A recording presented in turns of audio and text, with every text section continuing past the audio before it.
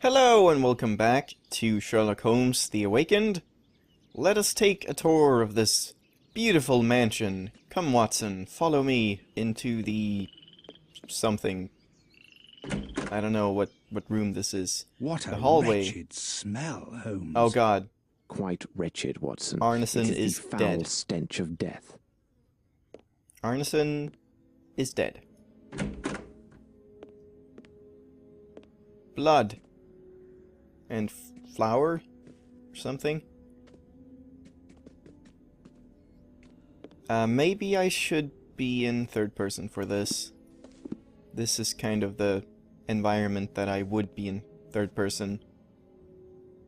Watson, hold the basin. I think you know what to do with it. Oh. Yeah. Of course.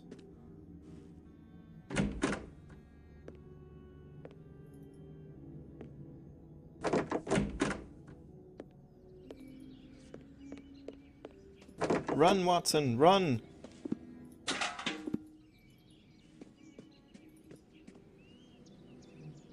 Perfect.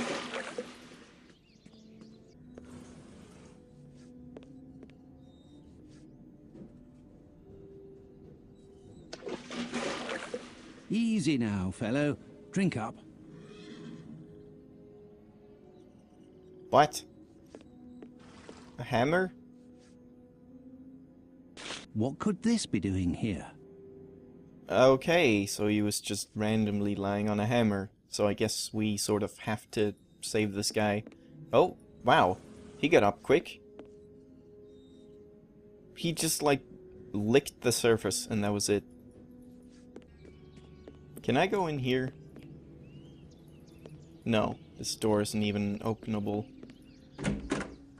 Open-upable.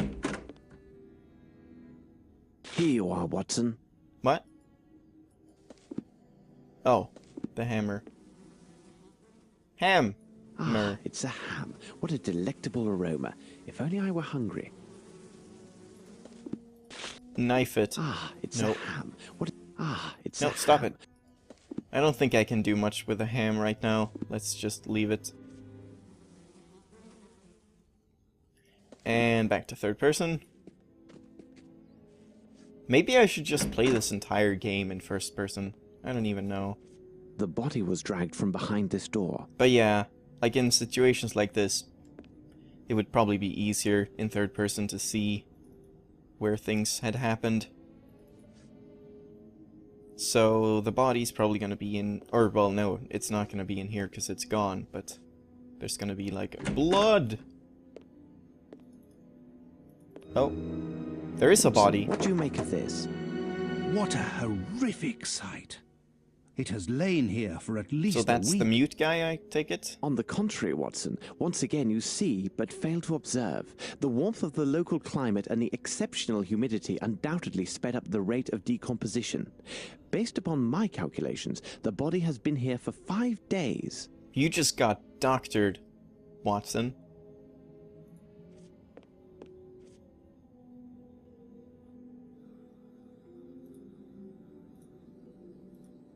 That looks Let's so examine painful. the hands. They are calloused, with traces of dirt under the nails.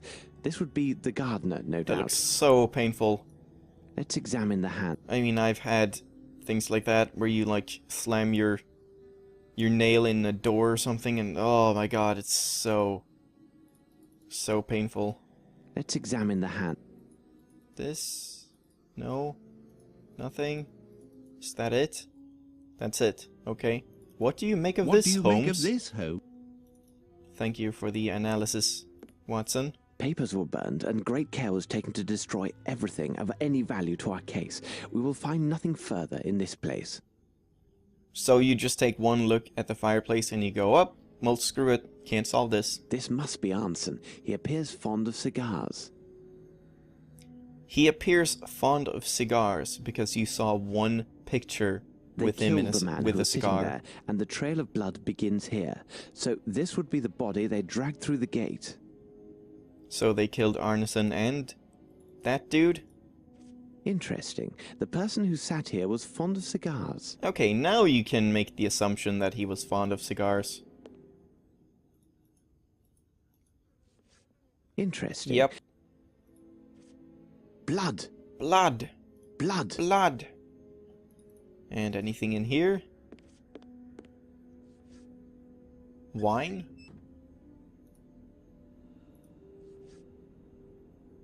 Champagne. Maybe this will satisfy that old man of the same name. Cannibalism! Yet again. I like how we just walk into this guy's house, find dead bodies, go, well, can't do nothing about that, and then steal their champagne. Match the handle. They must have lodged something behind it to hold fast the door. Shh, Watson, listen. Whoever you are, open up. We mean you no harm. Open the door for God's sake. It's a matter of life or death. This is useless, Holmes. It's Watson, your like sensibility a dog is or appreciated. We shall come back later. Wait. Whoever you are, open up. This is useless. I didn't quite Watson, listen to what he said first. That there was someone in there. Whoever you are, Okay, open up. okay, This is useless, Okay. Holmes. okay. Watson, your sensibility. Okay.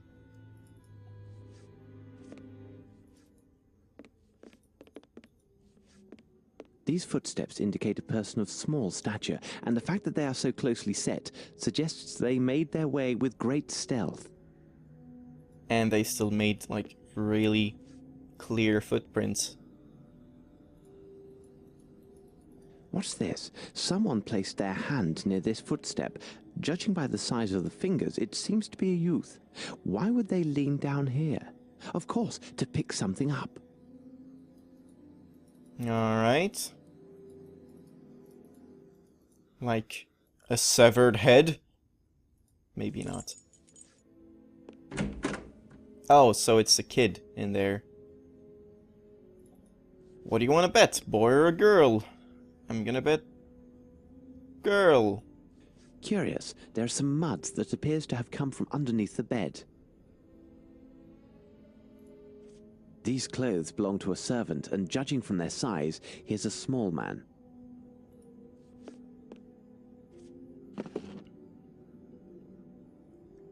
What now? Yes, there is something here. What? What? Yes, there is something here. Yes, there is something here. Yes, there is something here. Yes, nope, there is stop something here. Yes, there I'm is not something. sure what. Yes, there is something. Yes, there is something here. Oh, wow. A stone of small size, but of splendid color. It seems to have no flaws, and I doubt that it originated in the American continent. Ruby! Anson, with his servant, no doubt. Alright. So, can we go upstairs? We can. What's that sound? Maybe the door closing behind me or something. Watson, get out of the way. Closed, tight. Alright. And this? Master bedroom?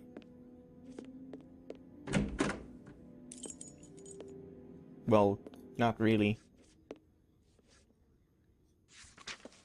Dear Mr. Arneson, it was a rare pleasure to encounter your extraordinary altruistic attitude towards your employee, young Davy. Few would have made the effort to discover the truth of his affliction, and most would have discharged this boy from their services without hesitation. It is fortunate that Dr. Callagher, or something, who has expertise in these matters, is also your neighbor. Without his intervention, it is doubtful he would have been introduced, and then you would not have had the answers about this young man that you have been seeking. First, I will tell you that Davy's problems are psychological rather than physical. As you have already noticed, he hears and understands perfectly well. A medical examination also revealed that his vocal organs are unimpaired. The final diagnosis? How's that pronounced again? Diagnosis? Yeah, diagnosis, that's the one. Is a psychological trauma or mental blockage. Is that a psychological trauma or mental blockage is what prevents him from speaking. As for your anecdote concerning the coins and discovery of the incredible talent, that this young man seems to have for figures? Is that figures? It reminds me of similar child prodigy cases. I have requested their files from my colleagues and hope to learn more. God, that's an annoying handwriting thing style. All I can say now is that your employee has a phenomenal memory for figures. Do they mean figures as in math or figures as in, like, carving figures? And that an adapted teaching program could enable him to exploit this talent further and benefit his community. Best regards, P. something? P.L. Lekofka? I don't know. I can't read that. Oh, good God. Well, it's only one page. Fauna and flora of Louisiana. Because the alligators are not the most fearsome predators. What? According to visitors. All agree that mosquitoes are the worst enemy of man in Louisiana. No one knows how many different varieties of mosquitoes haunt the surrounding swamps and lowlands, but the most common are hematophages? I don't know. Something about blood. Attracted by mammals' body warmth, the smell of blood from wounds or sweat, they can quickly swarm in clouds of several thousand and attack their target with the same effectiveness as school of piranhas. Shouldn't that be as a school of piranhas? Look, fauna and flora of the Amazon. Every year they cause numerous deaths among cattle. Fortunately, deaths among people are rare. The natives shared with us some of their local recipes to avoid this plague. The most efficient and common method consists of applying some lemon juice. The aroma repels these menacing insects. The simple presence of a lemon tree in front of a window is enough to dissuade them from entering that place. A more audacious solution consists of carrying several toads on your person in a conspicuous manner. These amphibians are very effective. Okay, very effective. Super effective. Oh, here we go. Fauna and flora of Louisiana. Though the behavior of the raccoon in Louisiana is very similar to his brothers from the forest of the East Coast, there are a few differences. There are many unique predators of the raccoon in the wilds of Louisiana, notably certain kinds of aquatic snakes. Because of this, raccoons in this region take their meals in a nest, usually placed in the branches of a tree or at any height, which is easily approachable by the raccoon. Well known for its agility, but also out of easy reach of their enemies. Wait, what? Okay, I know how that should be read, but I'm not going to read it again because it's such a long sentence.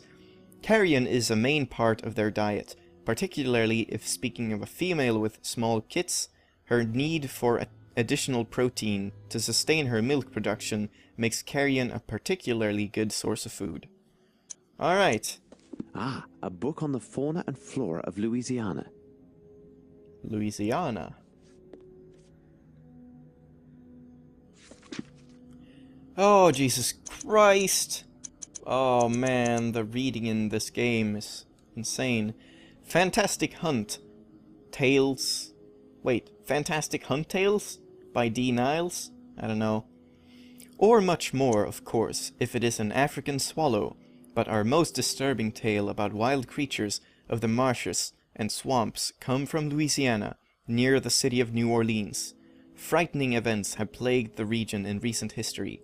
At the time this book was put to press, rumors about mysterious disappearances, discoveries of mutilated bodies, and a fearsome beast of the swamps continued to haunt the poorer quarters and dockyards of this city.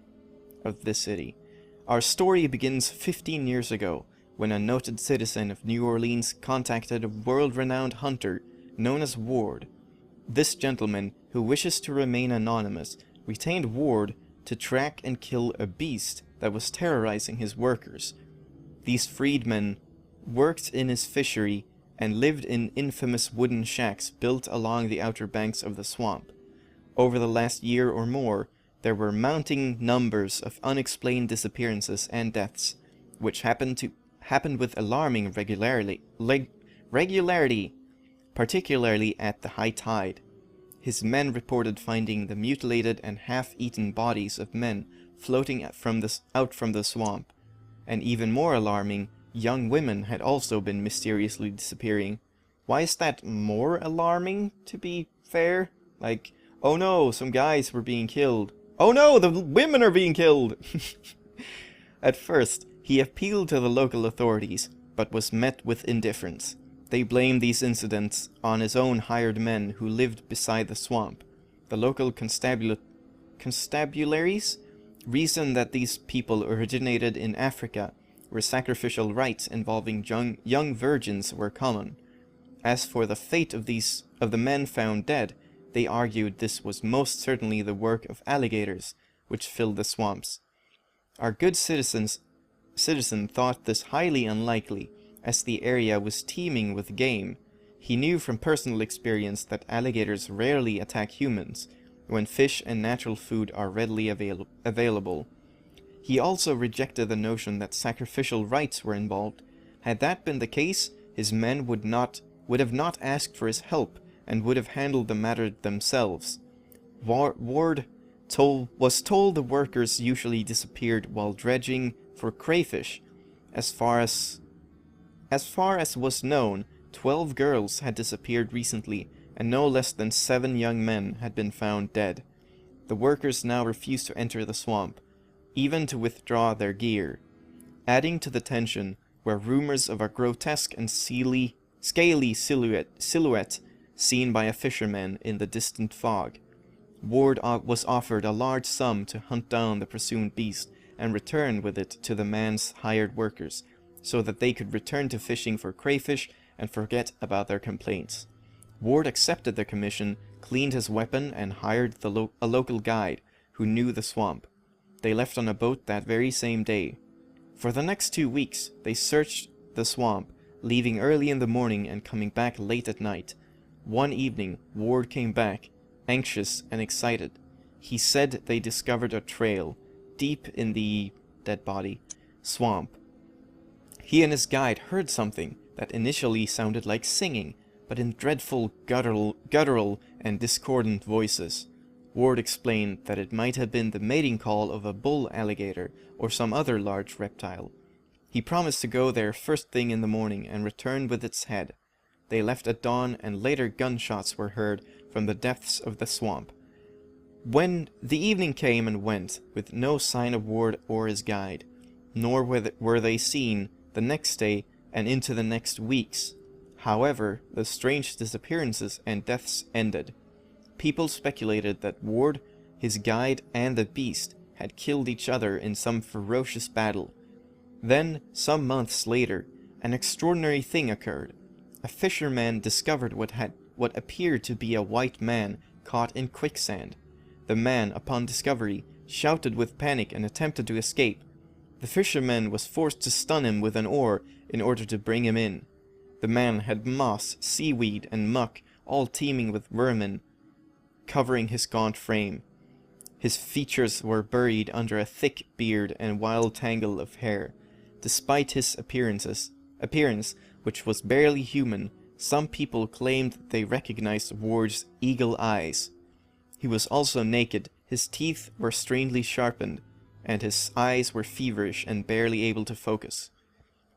Worst of all were the terrible, strange scars that covered his entire body.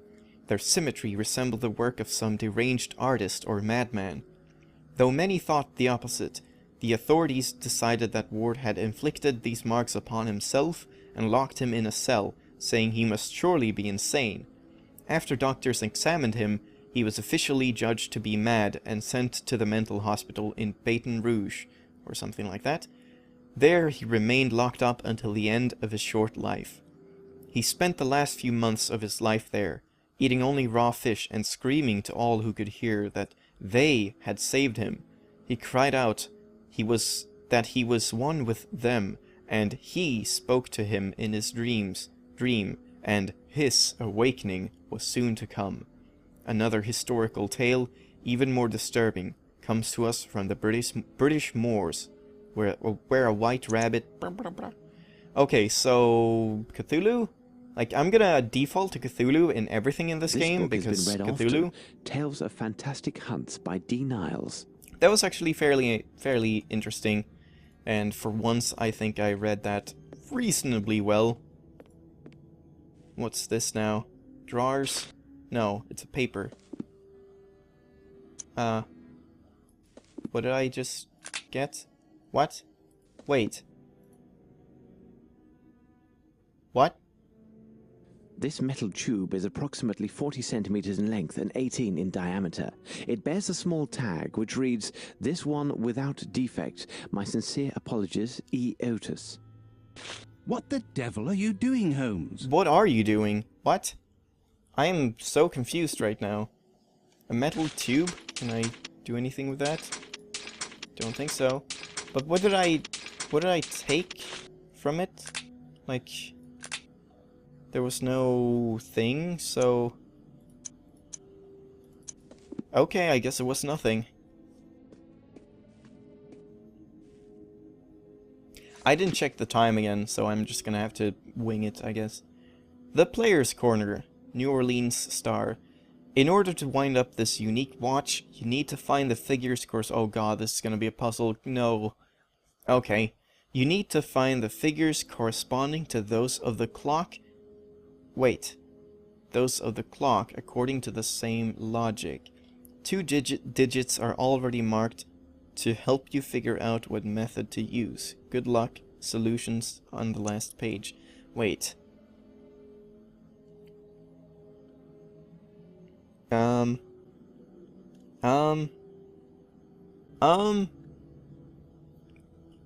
gonna... newspaper from 5 days ago. Someone has torn the last page. Well, it seems Arnson tried his hand at a small riddle in this newspaper. How strange. He does not seem the type to take interest in mathematical conundrums. How do you know that? Holmes! Here! Jesus Christ. Calm down, Watson.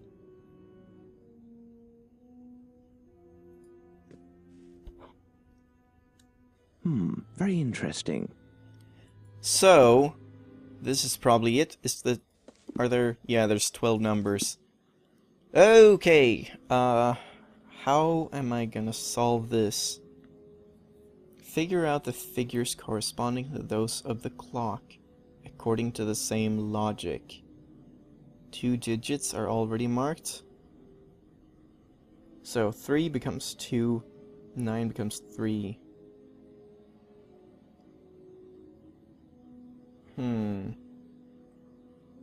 10 is 4. I really don't know, like...